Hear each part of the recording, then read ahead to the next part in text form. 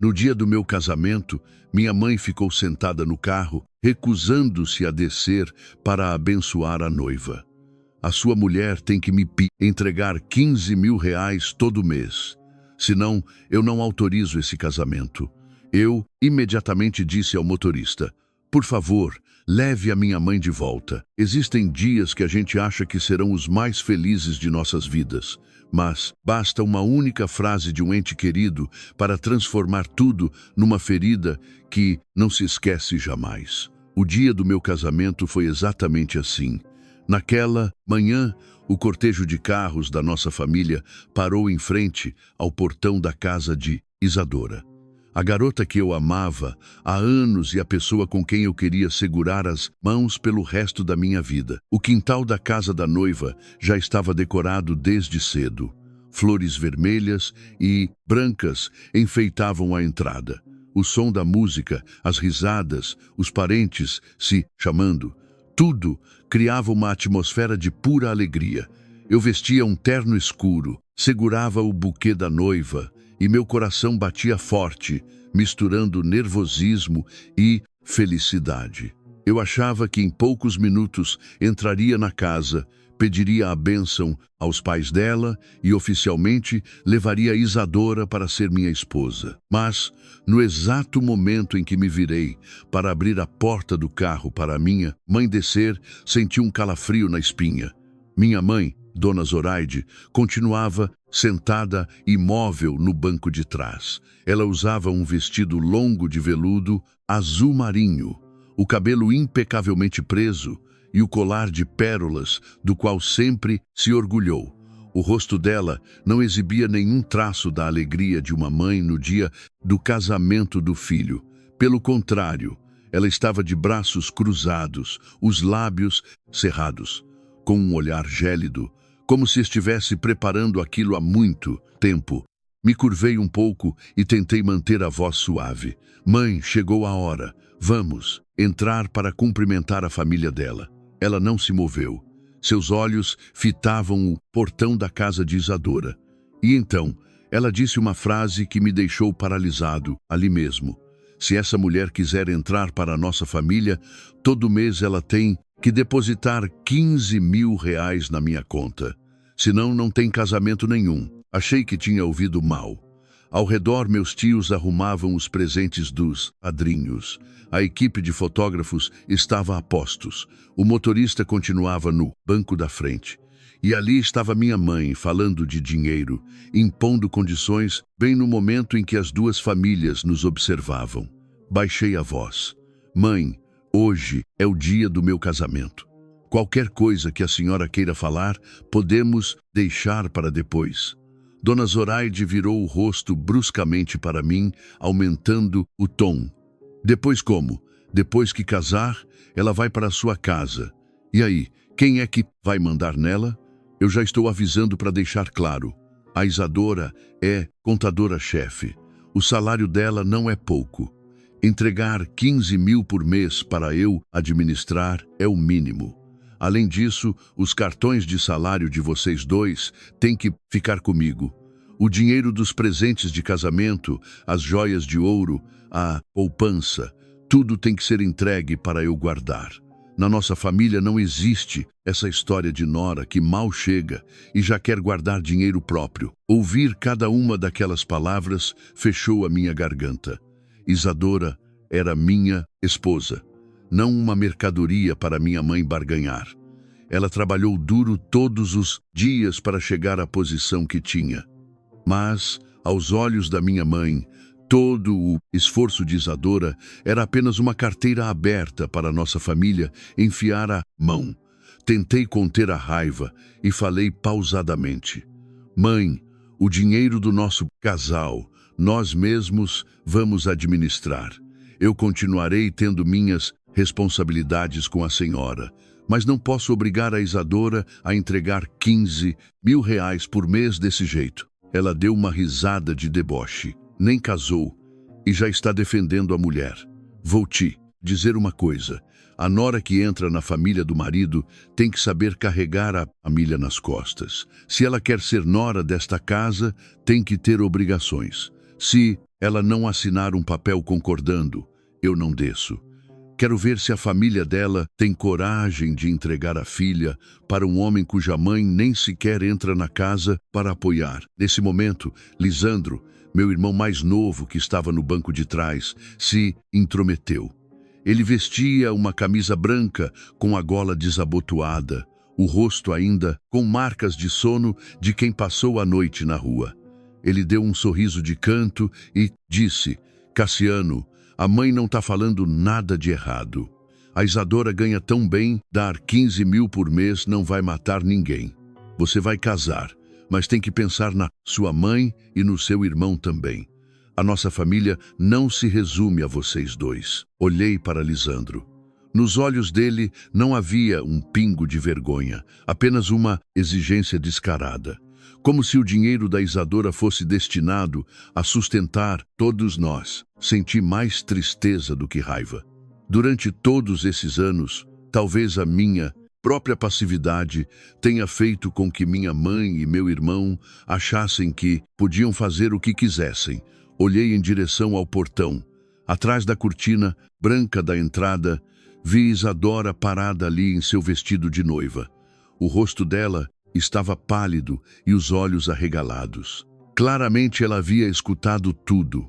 Ao lado dela, a mãe segurava sua mão com força, enquanto o pai estava imóvel, com um semblante sombrio. Naquele instante, eu entendi que se eu abaixasse a cabeça e deixasse isso passar, não seria apenas o dia do casamento que seria destruído, mas a vida inteira da Isadora seria pisoteada pela nossa família em nome da palavra nora.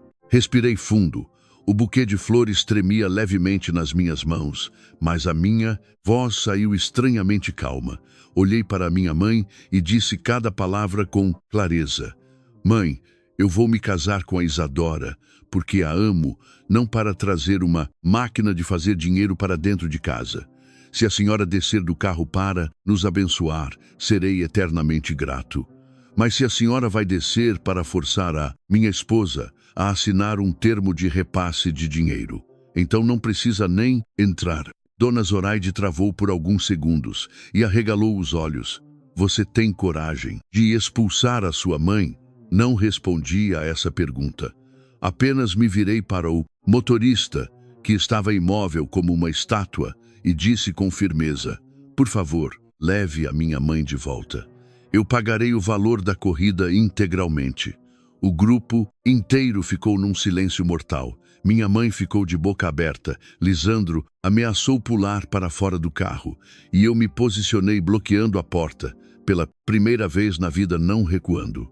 Porque eu sabia que se no próprio dia do casamento eu não conseguisse proteger a minha esposa, eu não seria digno de chamá-la de a mulher da minha vida. Mas para que vocês entendam por que ousei fazer algo que parecia tão desrespeitoso em pleno dia do casamento, preciso voltar um pouco no tempo.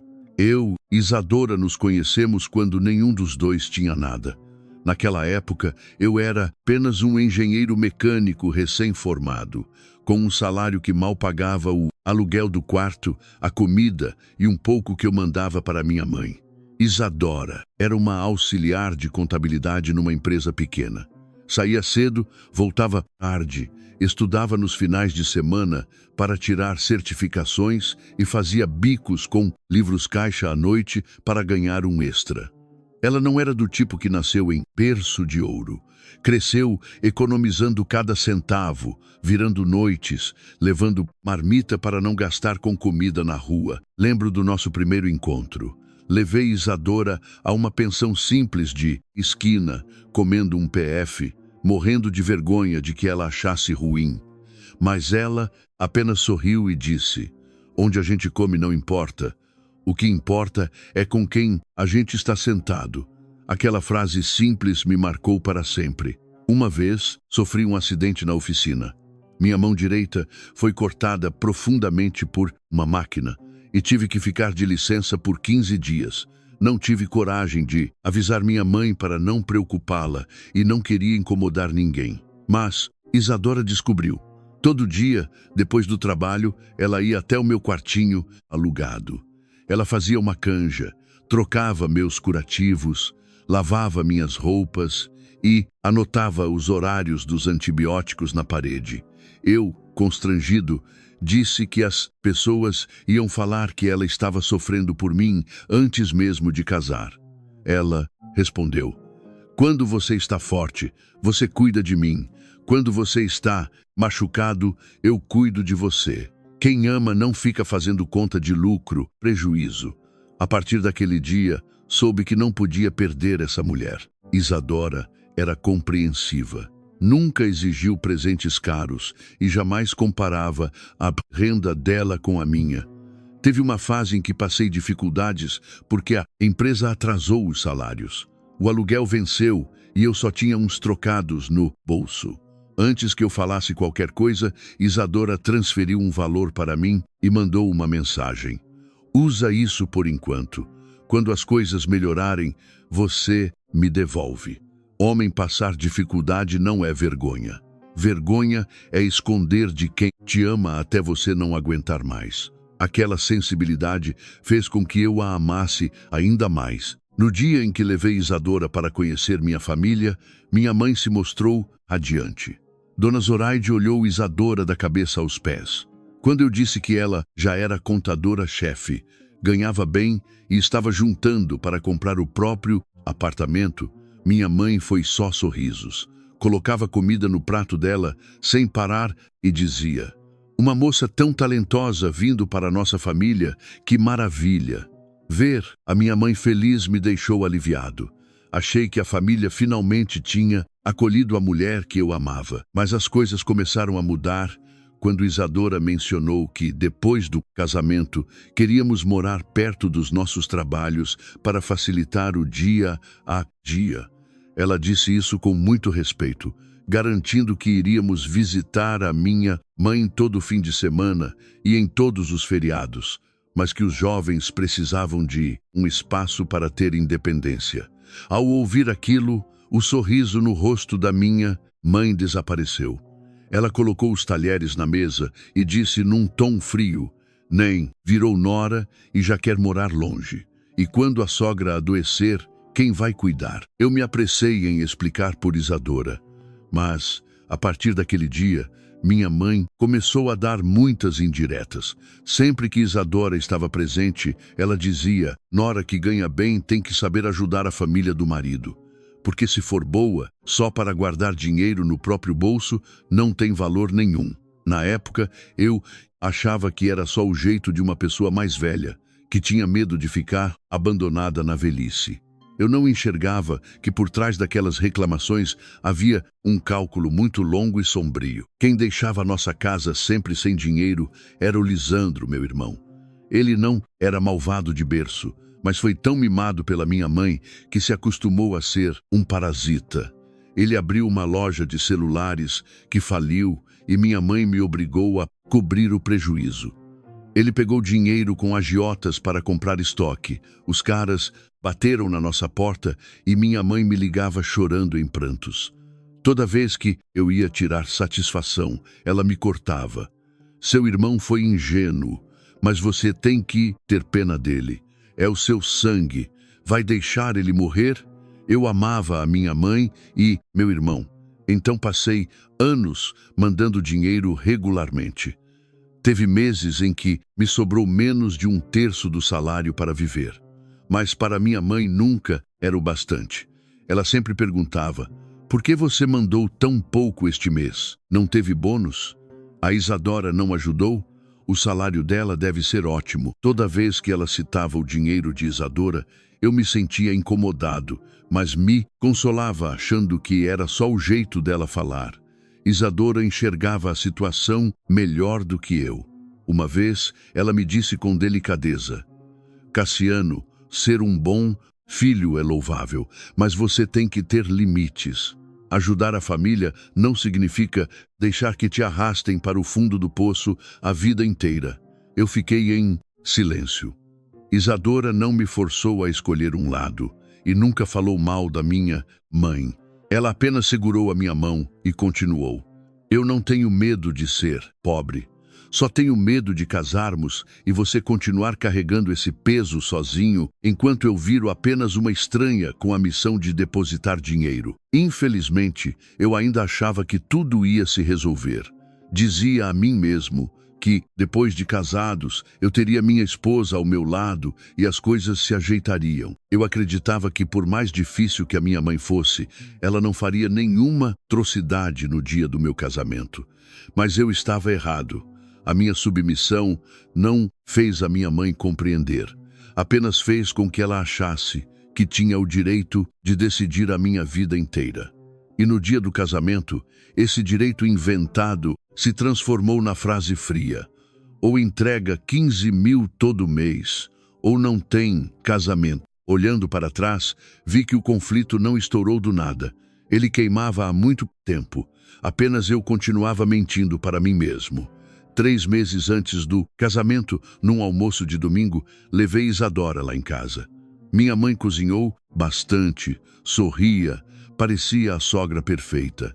Mas no meio da refeição, ela pousou o garfo e perguntou: como estão as coisas na empresa, minha filha? Ser contadora-chefe deve dar um salário muito bom, né?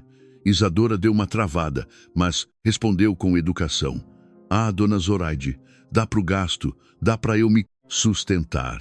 Minha mãe sorriu, mas o sorriso não me deixou confortável. Dá pro gasto quanto? 20, 30 ou mais de 50? Eu pergunto porque depois que casarem, a gente tem que planejar a família. Mulher que esconde o que ganha do marido não é coisa boa. Mãe, eu interrompi. Isso de salário é coisa particular, a Isadora fica sem jeito. Mas ela me fuzilou com os olhos, como se eu tivesse dito um absurdo, e continuou: e você tem poupança? O bônus deve ser alto. A gente sabe que contador lida bem com dinheiro. Quem sabe fazer conta tem que ter guardado. Isadora colocou o copo na mesa e respondeu com suavidade: o dinheiro da nossa casa, nós dois vamos sentar e planejar juntos. O que precisar ser feito pelas nossas famílias, nós vamos entrar num acordo. A resposta foi perfeita. Não foi desrespeitosa e não fugiu da responsabilidade. Mas minha mãe fechou o semblante na mesma hora. Nem entrou para a família e já quer separar tudo. O dinheiro do casal é do casal. E o dinheiro do casal, os mais velhos têm que saber para administrar e não deixar vocês desperdiçarem. Os jovens gastam como se fosse água. O clima pesou. Isadora calou-se e eu não sabia onde enfiar a cara. Tentei mudar de assunto, perguntando da loja do Lisandro. Assim que toquei no nome do meu irmão, minha mãe me cortou. Ele é novo, os negócios têm altos e baixos. Pare de fazer perguntas e não tire a alegria dele. Naquele momento não dei atenção, mas depois percebi que aquela reação afobada dizia muita coisa. Houve também um dia em que nossos tios foram nos visitar.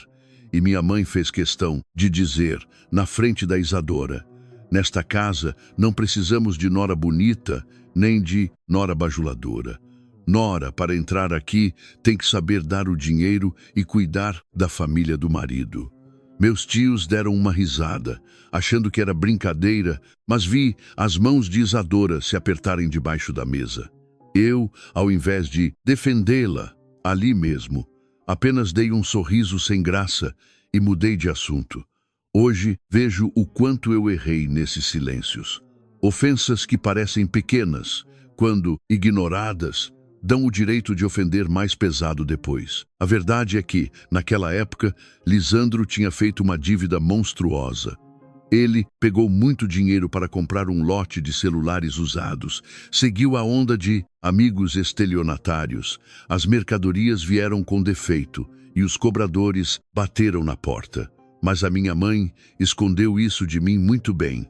Ela mandou Lisandro desligar o telefone e trancar a loja, enquanto ela própria ia de agiota em agiota, cobrindo buracos. Eu só notava que ela estava sempre irritada, atendendo o telefone no quintal e desligando assim que eu me aproximava. Mais tarde, descobri que desde aquele momento ela já estava contando com o dinheiro e o casamento da Isadora.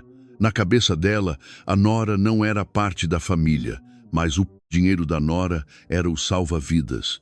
Ela dizia aos parentes que a Isadora era sortuda por casar comigo, que eu era um bom moço e tinha a vida estruturada.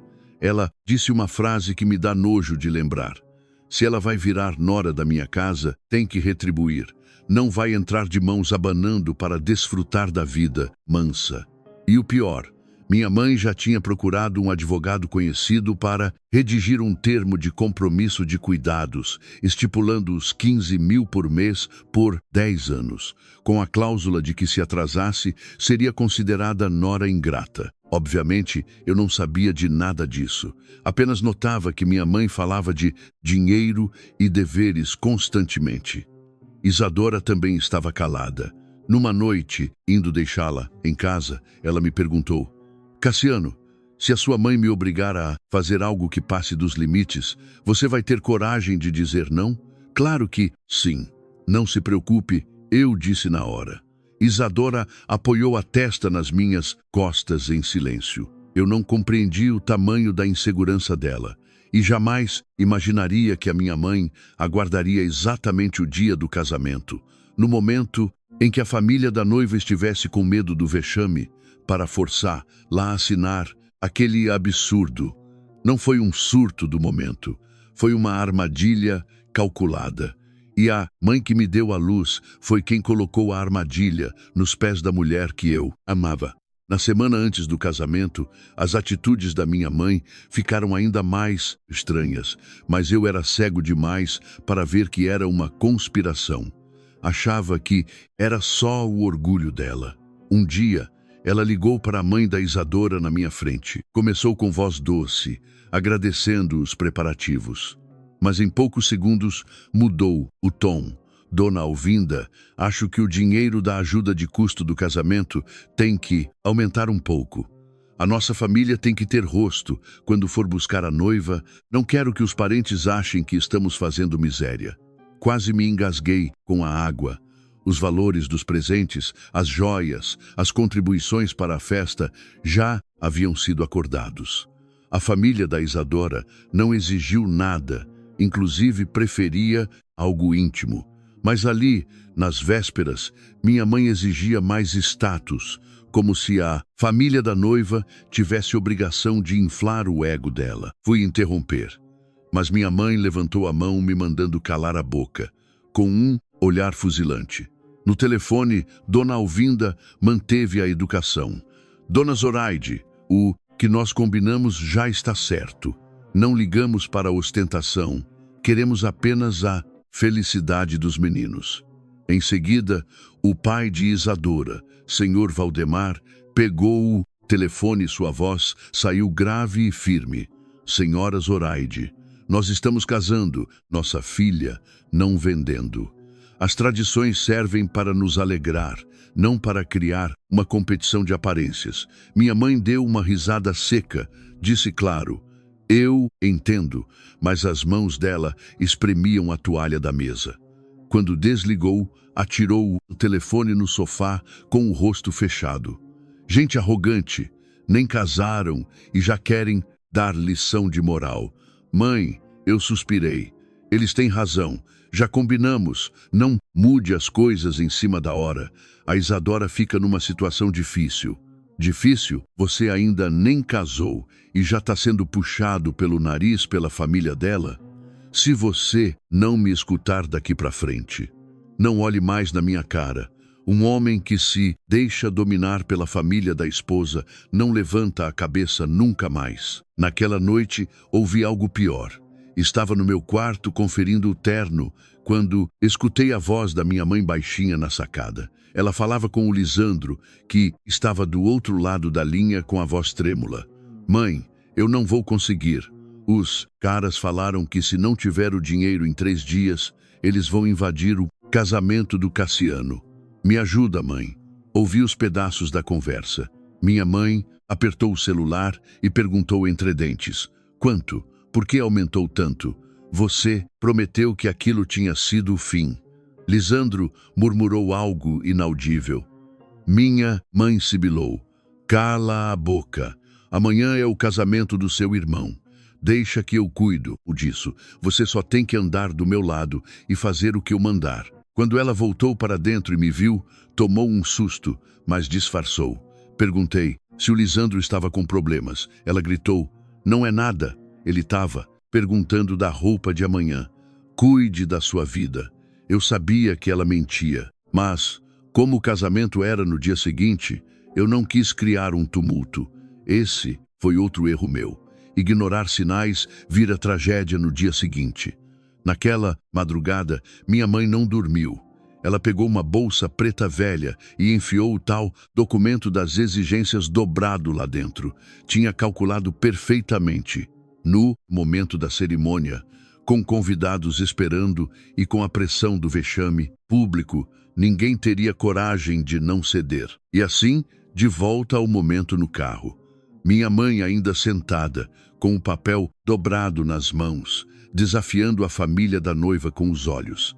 É a última vez o que eu falo. A Isadora assina aqui, jurando me dar 15 mil reais todo mês, e eu desço.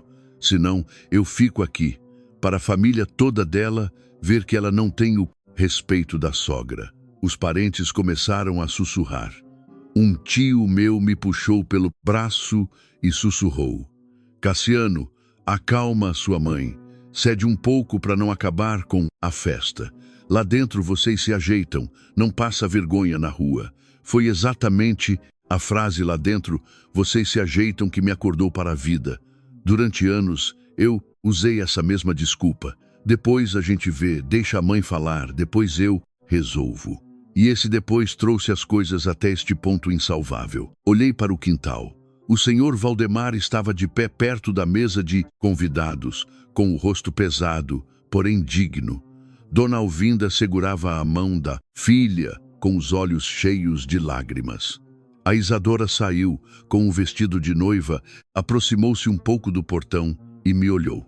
Ela perguntou em voz baixa, mas que rasgou o meu coração: Cassiano, isso foi ideia sua?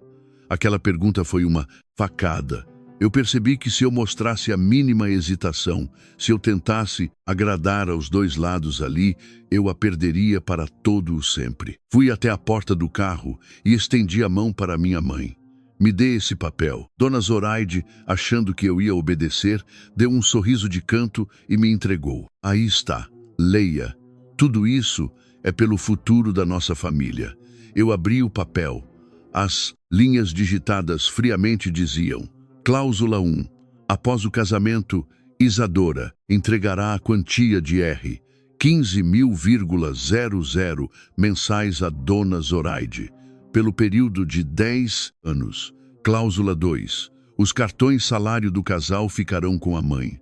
Cláusula 3. Os presentes em dinheiro e o ouro do casamento, incluindo presentes futuros de recém-nascidos, serão administrados pela mãe. Eu dei uma risada, não de alegria, mas de extrema amargura.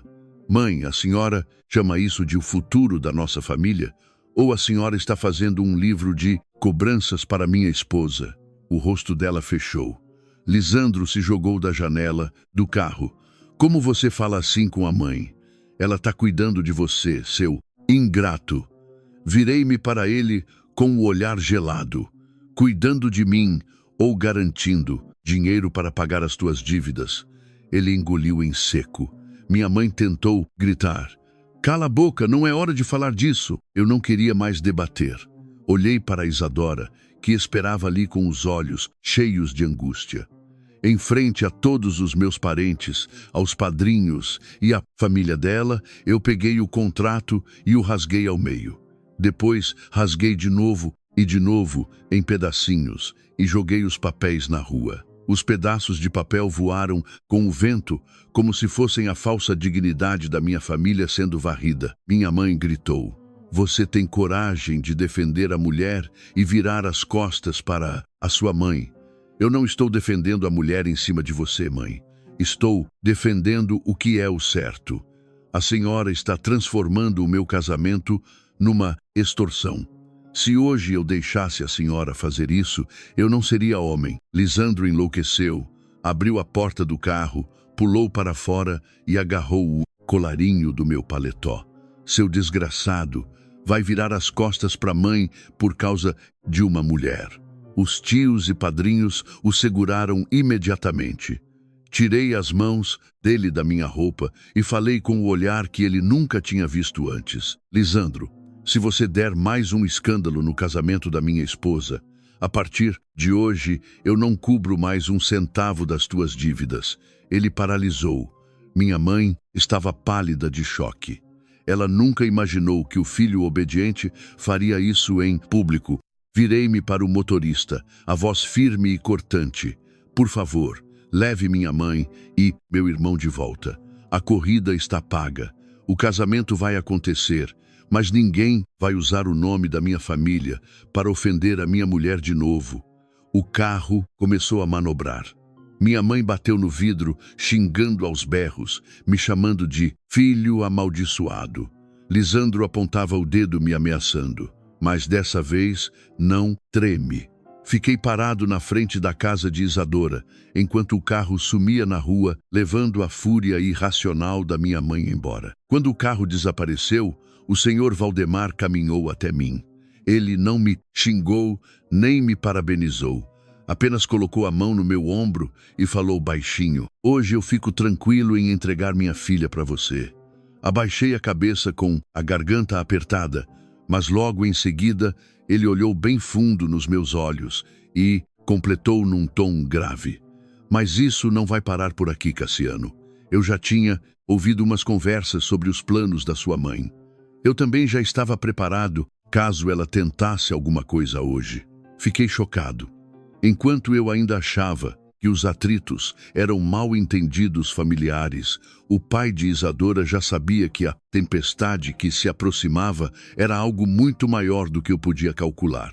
O papel rasgado era só a ponta de um iceberg asqueroso. Após o carro desaparecer, o pátio da casa de Isadora ficou num silêncio estarrecedor.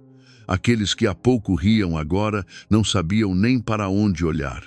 No dia de glória de uma vida, a mãe do noivo foi expulsa pelo próprio filho. Eu sabia que, mesmo estando certo, o constrangimento que a família de Isadora sentiu não seria apagado facilmente. Caminhei até os pais dela e me curvei num sinal de profundo respeito. Minha voz saiu rouca de vergonha e dor. Peço desculpas aos senhores. Não peço que perdoem a minha mãe pelo que ela fez agora. Peço apenas que observem a minha atitude hoje, para que saibam que eu não compactuo com isso. A senhor Valdemar me olhou atentamente. Cassiano, você fez isso hoje porque estava na frente dos outros ou porque realmente entende que a minha filha precisa ser protegida? Ergui o olhar e não hesitei.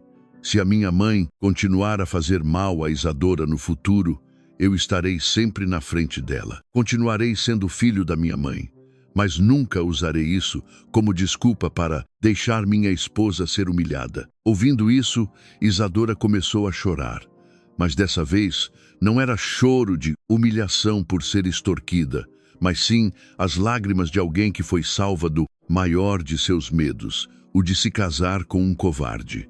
Dona Alvinda foi até a filha, ajeitou o vestido e disse suavemente: pronto, filha, a hora abençoada já chegou.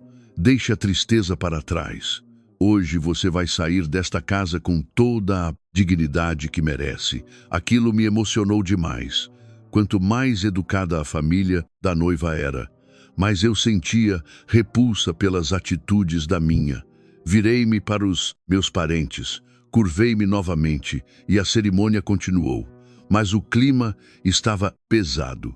Cada passo que eu dava parecia ter chumbo nos sapatos. No altar, ao lado da Isadora, olhei para o céu e prometi que seria digno da confiança que a família dela depositou em mim. Durante a cerimônia, reparei numas pessoas estranhas do lado de fora tirando fotos e filmando com o celular. Não pareciam convidados. Um deles, um cara de jaqueta preta e boné abaixado, virava o rosto sempre que eu olhava. Achei estranho. Durante a festa, um tio meu me puxou para um canto. Cassiano, vem cá, A sua mãe tinha planos de te casar com outra mulher? Levei um susto. Como assim, tio? Ele baixou a voz. Há uns meses, no aniversário do seu avô, ela estava se gabando de que ia ser sogra de uma menina rica, cujo pai era dono de uns galpões. Disse que a família da moça podia tirar o Lisandro do buraco. Eu achei que ela estava falando da Isadora, mas agora, com esse escândalo, acho que tem peixe podre nessa história. Aquelas palavras desabaram como uma pedra na minha cabeça. 15 mil reais, controle de salários, humilhações. Se ela queria me empurrar para um casamento de conveniência para salvar a pele do Lisandro, a chantagem na porta do casamento era um plano para arruinar a cerimônia de propósito. A festa seguiu, mas a minha paz havia acabado. Mais tarde, no salão, o senhor Valdemar me chamou numa salinha reservada. Ele me entregou um envelope pardo. Dentro havia fotos da minha mãe num restaurante bebendo café com um homem gordo, de semblante rude e uma grossa corrente de ouro no pescoço. O nome dele é Nicanor, o pai de Isadora, disse, sombrio. Ele trabalha com galpões e fretes, mas a reputação dele é muito suja. Eu não queria estragar a sua festa, mas a sua mãe não estava só querendo dinheiro. Ela está metida com gente perigosa. Eu não tive tempo de processar aquilo. Isadora entrou na sala, pálida, com o celular na mão, e me mostrou a tela. Era uma mensagem de um número desconhecido. Quem rouba o marido das outras não vai ter paz nunca. A tempestade não havia acabado. Apenas começara. Na manhã seguinte, antes mesmo que o sol nascesse direito, fomos acordados pelo som insistente da campainha do nosso apartamento. A noite de núpcias tinha sido cheia de tensão e pouco dormimos. Isadora abriu os olhos cansados. Olhei no relógio. Eram um pouco mais de 6 horas da manhã. O barulho me avisou que a visita não trazia coisas boas. A campainha tocou de novo, e a voz da minha mãe vazou pela porta. Cassiano, abre a porta. Eu sei que você está aí. Acha que casou e agora vai fugir de mim? Isadora me olhou apreensiva. Pode deixar, eu vou lá, murmurei para ela. Ela balançou a cabeça e ajeitou a roupa. Não, a partir de ontem eu sou sua esposa. Os seus problemas são os meus problemas. Vamos enfrentar isso com calma. Abri a porta e a surpresa me embrulhou o estômago.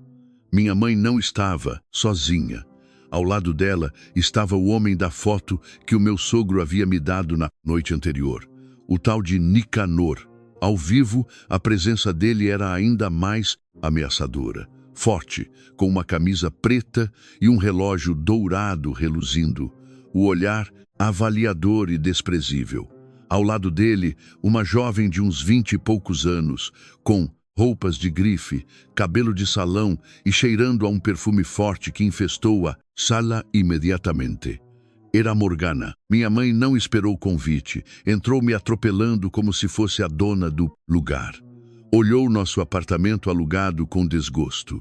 Aí, casou para morar num cubículo. Se você tivesse me ouvido ontem, Cassiano, a sua vida seria outra. Nicanor puxou a nossa cadeira da sala de jantar e se sentou.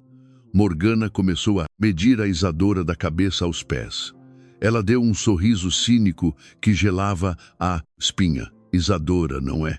Tenho que admitir que você é boa em dar o bote. Se intromete num compromisso dos outros e ainda se faz de vítima coitadinha. Eu e Isadora paralisamos. Eu nunca vi aquela mulher na vida. Fui logo para cima. Que compromisso? Que maluquice você está falando? Quando eu te vi alguma vez na vida para te prometer alguma coisa? Antes que Morgana respondesse, minha mãe gritou apontando o dedo para mim. Você vai negar agora? Eu e o seu Nicanor já conversamos de tudo. Uma família estruturada, rica, uma menina bonita. Se não fosse essa Isadora enfeitiçando sua mente, você ia entrar para uma família decente de verdade. Isadora olhou para mim. Ela não chorou nem brigou. Apenas perguntou baixinho. Cassiano, seja sincero comigo. Isso é verdade? Aquela pergunta doeu. Estávamos no primeiro dia de casados e ela era obrigada a aguentar uma farsa dessas. Olhei bem fundo nos olhos dela e falei firme: não. Eu nunca prometi nada a ela, nunca a vi e ninguém tem autorização de escolher a minha vida por mim. Se eu estiver mentindo, eu mesmo tiro a minha aliança agora. Isadora assentiu, e aquele aceno foi o bastante para eu saber que ela ainda confiava em mim. Minha mãe ficou roxa de raiva, me puxou para o canto do corredor e sussurrou seu veneno. Acorda pra vida, moleque. Se você casar com a Morgana, toda a nossa família tá salva. O seu Nicanor ajuda o teu irmão e ajuda a tua carreira. O que a Isadora te deu? Orgulho e uma nora teimosa que não dá um centavo? Tirei as mãos da minha mãe de mim. Mãe, não chame o meu amor de teimosia e não transforme o meu casamento num pagamento de agiota. Ao ouvir a palavra agiota, minha mãe piscou assustada. Nicanor, da mesa, resolveu engrossar a voz, num tom abafado, mas ameaçador. Garoto, os jovens são impulsivos, mas é bom você entender. A empresa de engenharia onde você trabalha tem contratos grandes para a aprovação de maquinário e peças. Se eu der um telefonema, arrebentar no pescoço do engenheiro mecânico que assina os laudos. Adivinha quem é? As peças se encaixaram de forma nojenta na minha cabeça. Os presentes, as visitas do Lisandro ao galpão, a chantagem no meu casamento. Isso não era só sobre uma sogra interesseira. Eu e Isadora éramos moedas de troca de corrupção. Nesse instante, passos rápidos vieram pelo corredor e Lisandro entrou pela porta. Ele estava com o rosto inchado de pancada, os lábios cortados e a camisa rasgada. Quando viu Nicanor na minha sala, ele abaixou a cabeça, amedrontado. Fui até ele. Lisandro, o que aconteceu? Quem bateu em você? Nicanor deu um sorriso frio. Rapazes que não honram as dívidas precisam de uma aula educativa de vez em quando. Minha mãe gritou para o Lisandro: fica quieto, não fale, besteira em dia de festa. Mas Lisandro não aguentava mais. Ele caiu no chão da minha sala, chorando.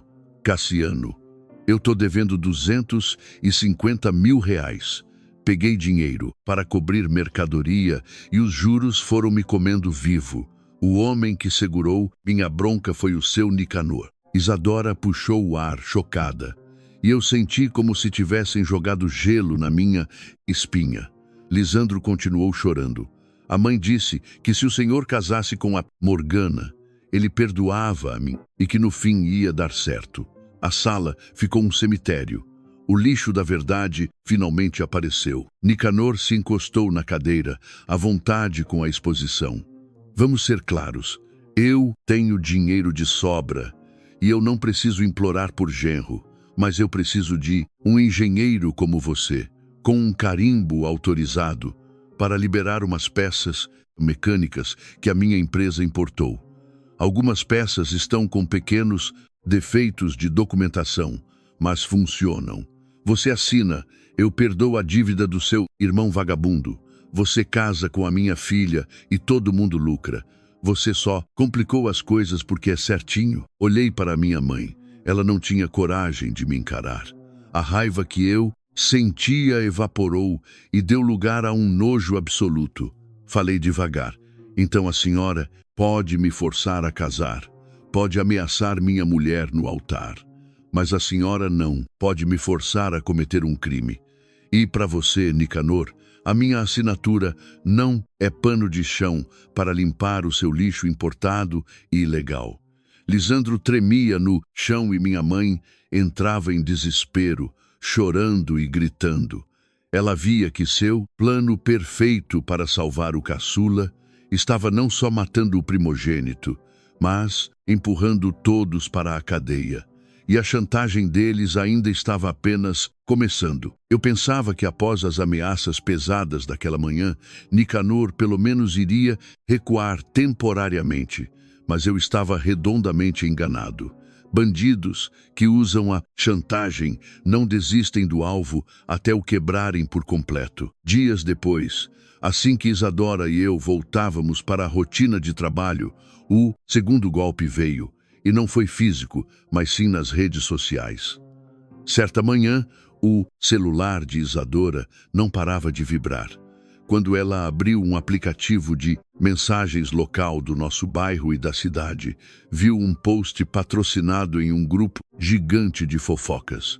O título, com letras garrafais, dizia: "Nora nojenta faz o marido expulsar a mãe idosa do próprio casamento." Abaixo do título estava anexado o vídeo gravado no meu casamento. Mas não o vídeo inteiro. Era um clipe cuidadosamente editado. Cortaram toda a parte em que a minha mãe sacava o contrato de R$ 15.000 e exigia o meu dinheiro e o da noiva. Apenas deixaram a parte em que eu dizia grosseiramente ao motorista: "Leve minha mãe embora", enquanto Isadora aparecia ao fundo, calada, dando a impressão de ser uma noiva arrogante que venceu uma briga. Os comentários das pessoas na internet eram cruéis e perversos. "Mulher ruim, mal casou e já separou mãe e filho. Nossa, que vergonha, expulsar a própria mãe da festa. E o noivo é um frouxo submisso na mão dessa bisca." Apertei as mãos até os dedos estalarem. As pessoas não sabem a verdade e julgam como juízes implacáveis. Isadora, que precisava ter uma ficha intocável no seu trabalho como contadora, estava com o nome na boca dos leões. E eu sabia que Nicanor era quem estava orquestrando aquele massacre de reputação. No trabalho de Isadora, começaram os sussurros. No meio do dia, minha mãe me ligou. Coloquei no viva voz para Isadora ouvir também. Ela atuava com voz de choro. "Você tá vendo, Cassiano? Vocês dois me desonraram e agora até a cidade inteira tem pena de mim. O que custava vocês me obedecerem? Vocês não dormem com a consciência pesada?" Eu ia rebater, mas Isadora apertou a minha mão, sinalizando para que eu me acalmasse. E ela sussurrou: "Com provas, a gente limpa a sujeira. Com ódio, a gente só aumenta." Isadora era a mulher mais equilibrada e sábia que eu já conheci. À noite, fomos à casa do Sr. Valdemar, pai de Isadora. Ele nos recebeu tranquilamente na sala, com um computador já aberto na mesa.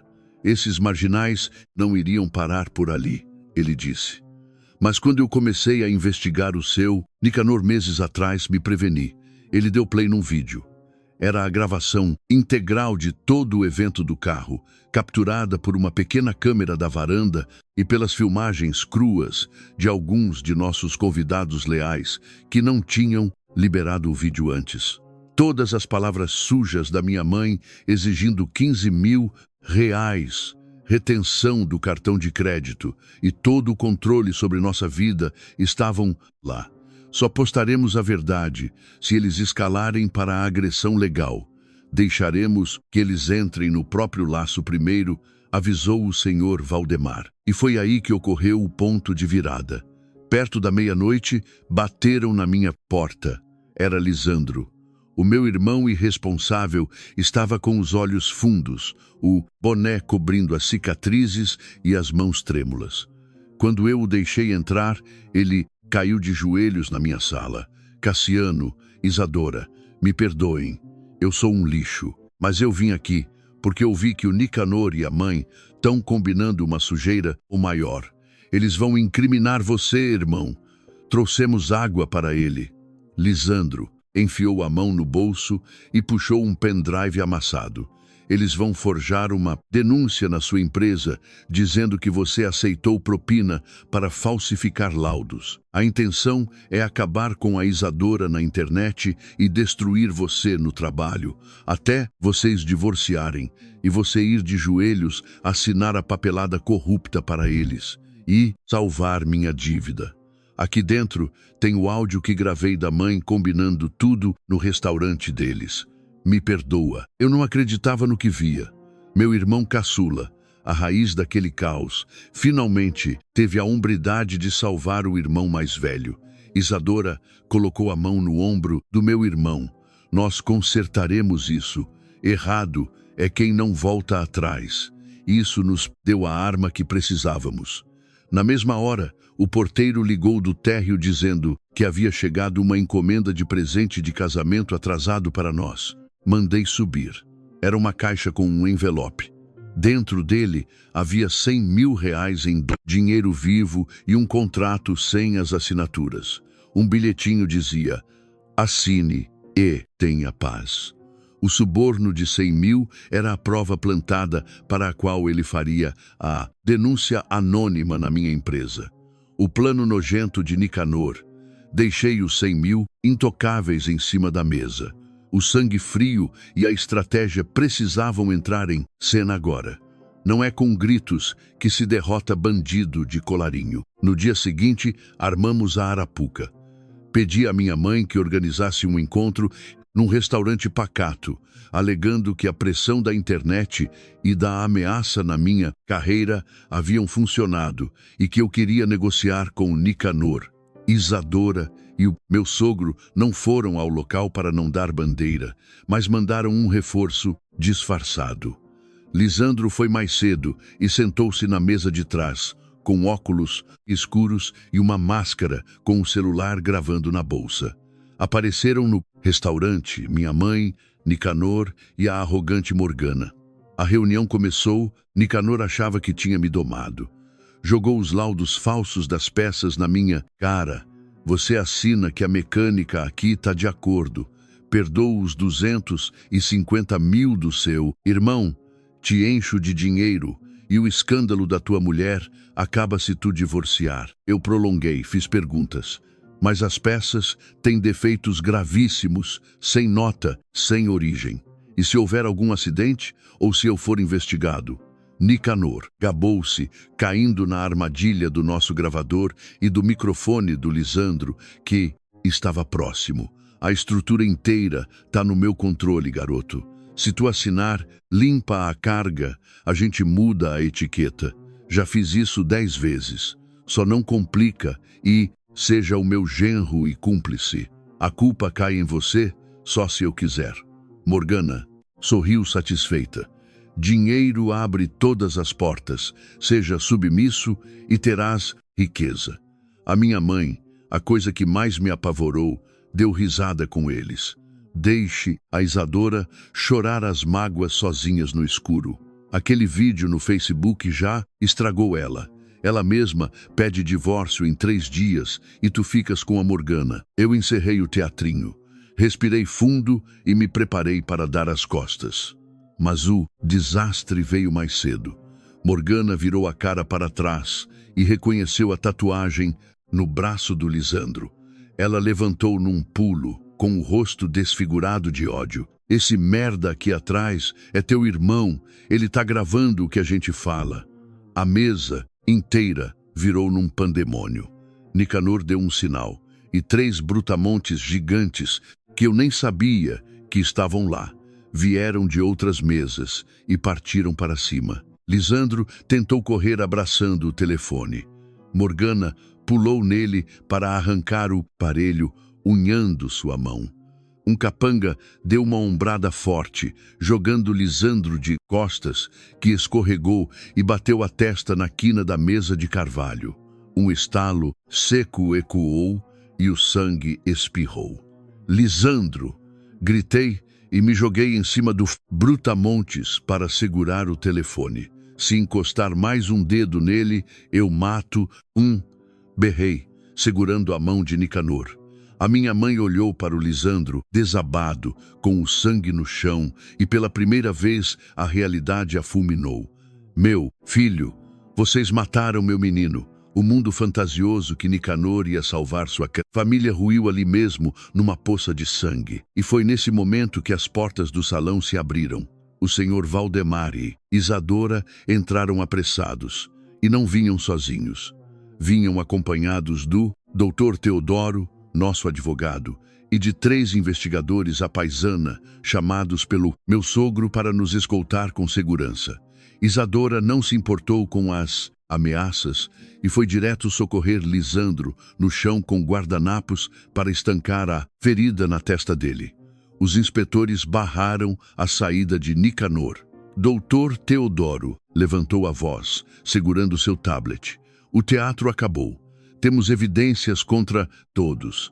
Nicanor tremeu as bochechas, xingou todo mundo de nomes imundos e mesmo ali não abaixou o tom, mas a sua empáfia estava em xeque. Enquanto o meu irmão ia para o ambulatório levado de maca, ele olhou para Isadora com a cara manchada e sussurrou: "Me perdoe, cunhada. A gente foi um monstro com você e você me perdoe. O salva. Eu passei o áudio para você." Isadora só fechou os olhos.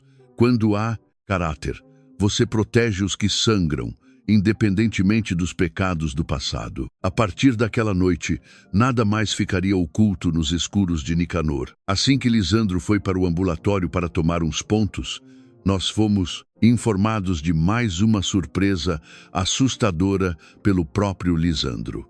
Ele sussurrou para mim no hospital: "Cassiano, a carga irregular com defeito da empresa dele vai ser transferida de madrugada nos armazéns clandestinos para evitar auditorias. Eu ouvi ele mandando os caminhoneiros lá para o Depósito Sul às 2 da manhã.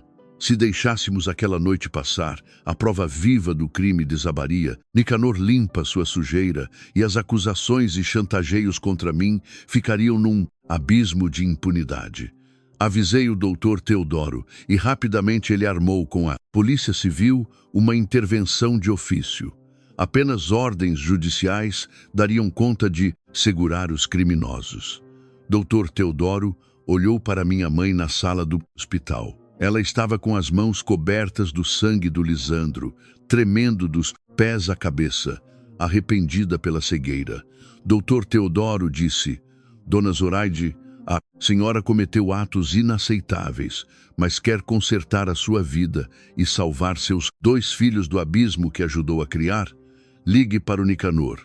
No viva voz, deixe os investigadores escutarem." A minha mãe chorava, balançando a cabeça que sim. Pegou o telefone, apertou o contato de Nicanor. O homem atendeu logo no primeiro toque. "Escuta aqui, Zoraide." A voz dele esbravejava nervosa no fone. "Você enfiou os pés pelas mãos. Traz os malditos áudios do seu filho antes que eu arrebente vocês de vez. Seu Nicanor."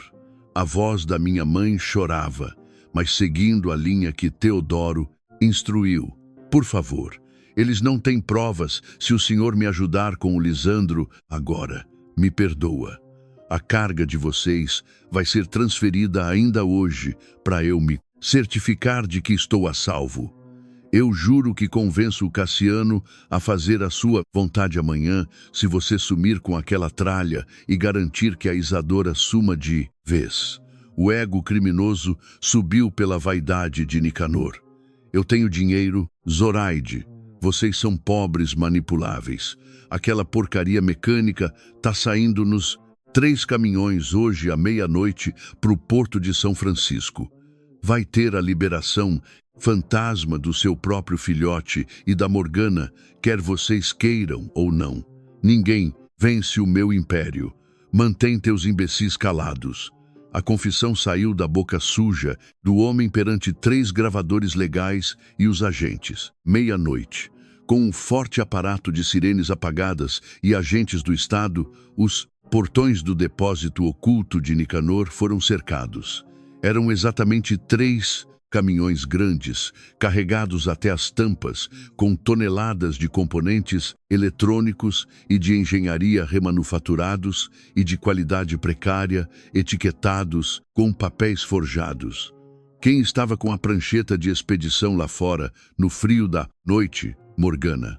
Quando a polícia invadiu com lanternas e mandados abertos, baseados no depoimento obtido e rastreios sigilosos que meu sogro havia colhido meses antes, a cena foi hilária. A metida à riquinha intocável pimpou de branco pálido para verde de terror, largando as pranchetas aos gritos que o pai a forçou a assinar tudo. Ele me mandou vir. Ele armou os subornos do Cassiano com os 100 mil reais para chantagear. É tudo esquema do meu pai. Morgana entregava a palma sem nem hesitar. As coisas caíam que nem dominó. Até o caminhoneiro-chefe da transportadora que eles contrataram levantou os braços e disse às autoridades: o velho não pagou meus 3 meses de frete. Ele só me dava calote, sob ameaças. Fui eu quem fechou o cadeado principal para eles não escaparem com os fundos. Enquanto a batida policial acontecia, na manhã seguinte, recebi uma chamada da minha própria empresa de engenharia. O chefe do meu departamento estava rígido. Cassiano, há uma denúncia grave e anônima no Conselho e no RH, alegando que você recebeu propina de 100 mil para facilitar aprovações de maquinário importado. Precisamos afastar você em caráter preventivo. Eu engoli em seco. O suborno enviado por Nicanor, aqueles R. 100 mil numa caixa de correio com um contrato de acordo deixado em cima da mesa com as câmeras fotográficas, era a armadilha letal em andamento. Era perfeito para mim sujar minhas digitais. A diferença é que agora nós tínhamos todo o aparato. Fui para a sala de recursos humanos, acompanhado do Dr. Teodoro.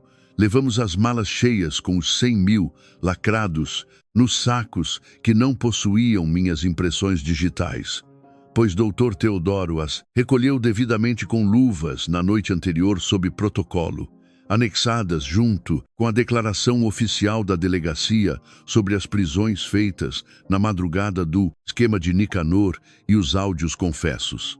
A verdade limpa ilumina as fogueiras mais mentirosas. Meu chefe empalideceu quando leu todo aquele dossiê horrendo de extorsão e ameaças veladas por detrás do tal suborno forjado. Eu saí de lá, inocentado no mesmo instante, com garantias da empresa de me apoiar em caso de processos de difamação civil. Chegou a hora da delegacia. Fomos prestar todos os depoimentos cruciais e entregar todas as confissões gravadas, vídeos sem cortes do casamento que o senhor Valdemar nos enviou. Nicanor estava ali, de cabeça baixa, esposado nas delegacias federais por contrabando e associação mafiosa de falsificação. Quando ele tentou culpar minha mãe, dizendo: essa idosa doente me ofereceu o filho dela em casamento em troca de limpar as dívidas de agiotagem. A culpa é dela, ela orquestrou a expulsão da esposa. Eu me aproximei, friamente, e observei o homem arrogante destruído. Dinheiro e extorsão não compram o bom caráter. O homem podre caiu na teia por causa dos seus comparsas. Sua filha foi a primeira a falar mal das suas condutas para se proteger. O rosto dele torceu num amargo choque de solidão. A minha mãe, a poderosa Zoraide, chorou copiosamente durante o interrogatório, entregando seus próprios crimes para assinar seu compromisso em juízo. Assumiu os absurdos, admitiu ter armado o contrato do casamento de 15 mil contra a Isadora para tentar forçá-la ao divórcio e se entregou por tudo que havia sido iludida. Senhor delegado, eu arruinei as felicidades do meu menino. Minha arrogância quase me levou para a morte dos bandidos. Punam as plás. Minhas más decisões, chorou no ombro de Lisandro, que no canto não emitia palavras pela vergonha imortal que pairava sobre eles. Com os depoimentos, as filmagens puras e o desmascaramento dos perfis falsos nas redes, as reportagens na mídia de fofoca caíram no descrédito e Isadora recuperou em paz o seu bom nome sagrado na cidade, no coração e na integridade de nossa vida a dois. Nicanor apodreceria entre prisões prolongadas sem defesa.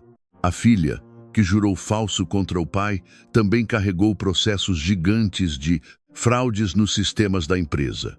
Tudo que eles construíram em luxo corrompido derreteu. Lisandro mudou a vida. O meu irmão imaturo vendeu seu carro esportivo, velho e parcelado, fechou as falsas ostentações e foi virar ajudante de armazém, batendo ponto 8 diárias de suor para ir pagando seus passivos pendentes nos bancos normais com esforço legal e suado. E quando o vejo voltando com cimento, poeira de trabalho digno no seu rosto cansado, mas sem dívidas sombrias no ombro, eu olho para ele e tenho muito orgulho do amadurecimento sofrido do caçula. Uma vida lícita não cai no buraco dos criminosos, disse-lhe ele um dia em perdão e comigo. Dona Zoraide amadureceu com uma culpa forte sobre a própria pele. Mudou para as casinhas de vila longe das intromissões na nossa residência. E nunca mais cobrou submissões infundadas ou salários das minhas custas. Isadora não a odiou perpetuamente. Uma vez que minha mãe adoeceu levemente com bronquites do inverno, ela recebeu pelo portão, vinda das mãos de Isadora, uma tigela quente da famosa canja que as mulheres maravilhosas preparam para tratar daqueles enfermos do corpo ou da moral machucada do erro em remissão. Ela se encolheu e engoliu as lágrimas na gratidão pelo coração amável de Nora, que tentou descartar. Depois das cinzas daquela confusão toda, o tempo seguiu seu curso. Passou-se um ano inteiro. E o nosso casamento só ficou mais firme, livre do orgulho, da manipulação e das exigências de dinheiro que quase o destruíram logo no começo. Numa tarde de primavera, chegou a melhor notícia da nossa vida. Minha esposa deu à luz um menino lindo e gorducho. Dessa vez, a dona Zoraide de antes, aquela que adorava se meter e mandar em tudo, nem apareceu. Ela ficou esperando, quietinha na sala do hospital, humilde, só na expectativa de poder ver o neto. Posso pegar ele no colo? Perguntou, baixinho, para a Nora. Isadora sorriu, sem guardar rancor. Pode, Zoraide. Pegue com carinho. Minha mãe segurou o netinho, com todo o cuidado. Sem cobranças, sem fazer discurso, só aproveitando aquele momento. Foi ali, olhando para o neto nos braços da própria mãe, que entendi de vez uma coisa. Nenhuma família se sustenta com planilha de cobrança, ameaça ou extorsão em nome do sangue.